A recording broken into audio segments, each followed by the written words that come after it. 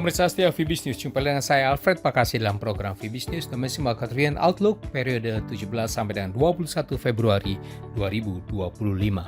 Tekanan bearish berkurang, waktunya rebound. Ya, pasar investasi domestik pada seminggu berlalu diwarnai dengan sejumlah isu diantaranya. Pasar keuangan di minggu yang lewat ini variatif, mengindikasikan berkurangnya tekanan bearish. Kinerja penjualan eceran dan survei konsumen pada bulan Januari dilaporkan Bank Indonesia tetap bertumbuh. Capital outflow di pasar keuangan dirilis BI sekitar 9,6 triliun rupiah dalam sepekan.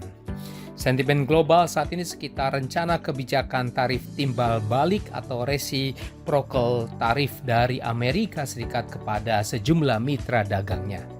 Ya, data ekonomi yang diperhatikan pasar pekan mendatang ini adalah data neraca perdagangan pada hari Senin, rilis BI Rate pada hari Rabu yang diperkirakan bertahan di level 5,75% serta data neraca berjalan pada Kamis nanti.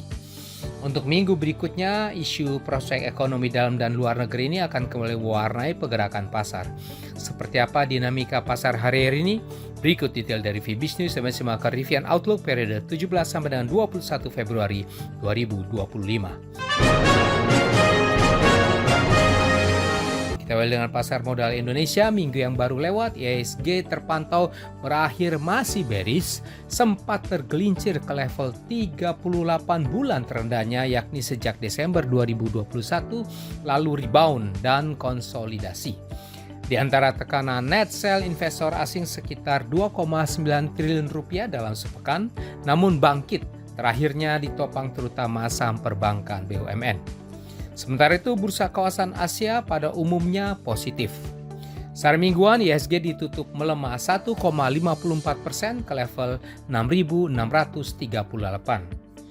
Untuk minggu berikutnya, IHSG kemungkinan akan cari peluang untuk melanjutkan reboundnya dan meninggalkan oversold area.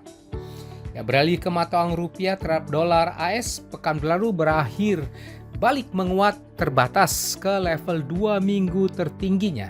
Di antara merosotnya US Dollar Index, rupiah secara mingguannya berakhir menguat 0,09% ke level 16.255 rupiah per US dollar. Sementara dolar global agak bearish ke level 2 minggu terendahnya. Kurs USD/IDR pada minggu mendatang diperkirakan akan berbalik rebound terbatas atau kemungkinan rupiah dalam bias terkoreksi.